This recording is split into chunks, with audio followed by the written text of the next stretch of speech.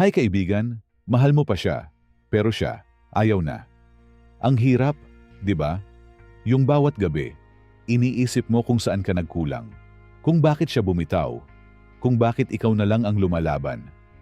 Pero kaibigan, hindi mo kailangang habulin ang taong ayaw na sayo, at hindi mo kailangang ipagsiksikan ang sarili mo sa isang puso na hindi ka na kayang mahalin. Ngayon, pag-uusapan natin ang 10 bagay na dapat mong gawin kapag mahal mo pa siya. Pero siya ay ayaw na.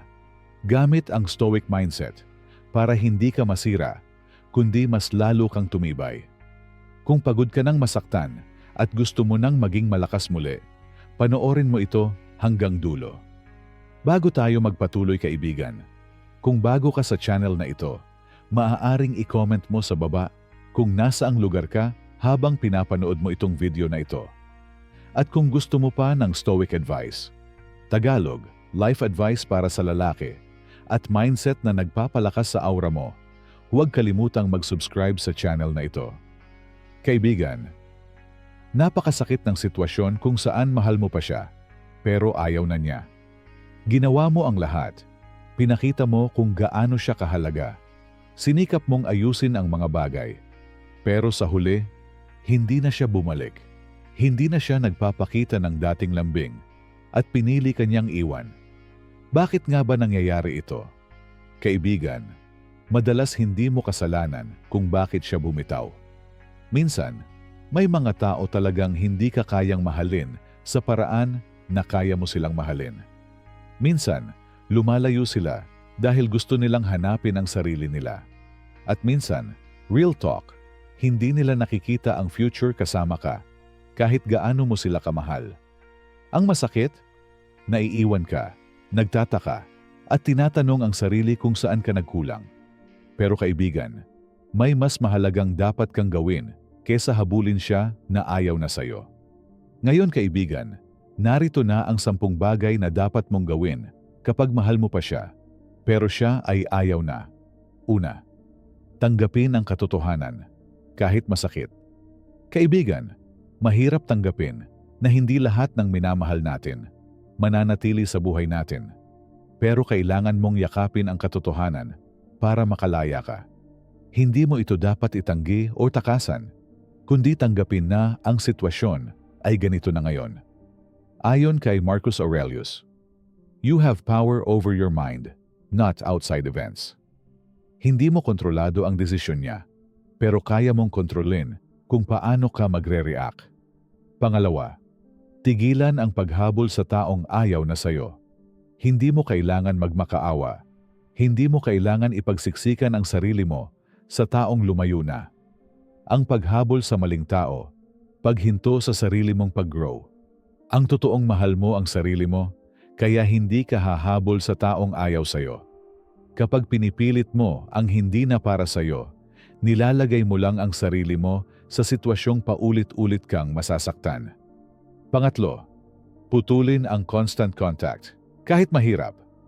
Bawat kamusta ka mo sa chat, bawat story reaction, bawat pag-like sa post niya, isa itong sugat na binubuksan mo araw-araw. Kung gusto mong gumaling, putulin ang communication para maprotektahan mo ang sarili mo. Hindi ito para saktan siya, kundi para bigyan ng espasyo ang sarili mong maghilom at bumangon muli. Pang-apat, ayusin mo ang sarili mo sa panlabas at panloob. Magpagupit ka, mag-ehersisyo, ayusin ang pananamit. Hindi para magpanggap na okay ka, kundi para patunayan sa sarili mo na kaya mong alagaan ang sarili mo kahit wala siya. Sa loob naman, linisin mo ang isip mo. Iwasan mo ang mga bagay na nagpapabigat sa iyo, gaya ng pag-stalk sa kanya sa social media.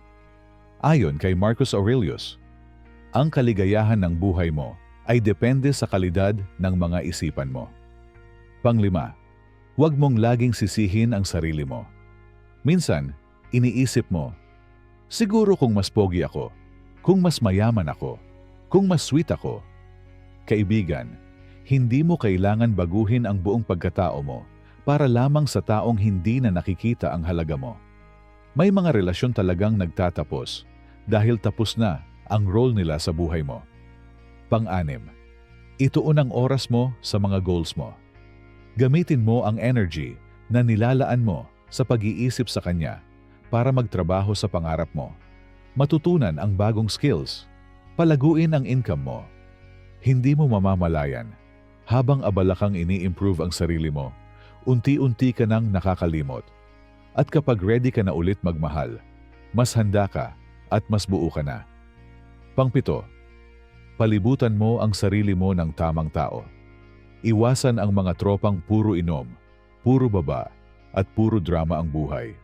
Makipag-usap sa mga taong pinapahalagahan ang disiplina, goals, at spiritual growth.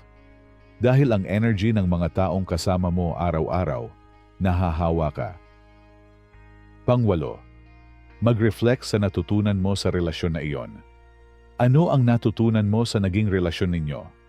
Ano ang nakita mong ugali mo na dapat baguhin? Ang relasyon ay hindi palaging masaya, pero palagi itong may aral.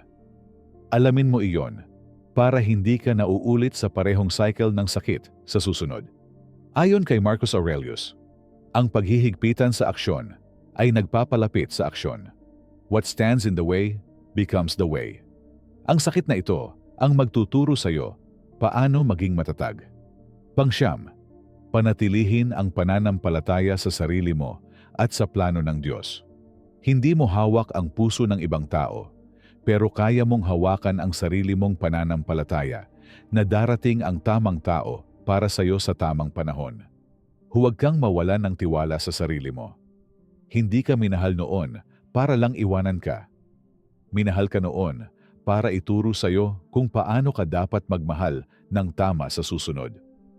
At pang-sampu, huwag mo siyang pilitin para makapasok ang tamang tao sa buhay mo.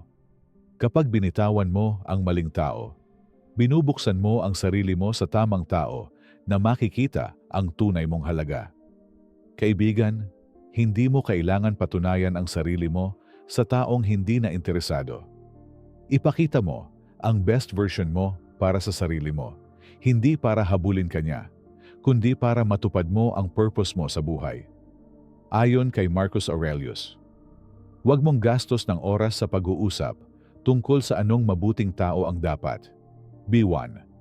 Maging mabuti ka, hindi para sa kanya, kundi para sa sarili mo.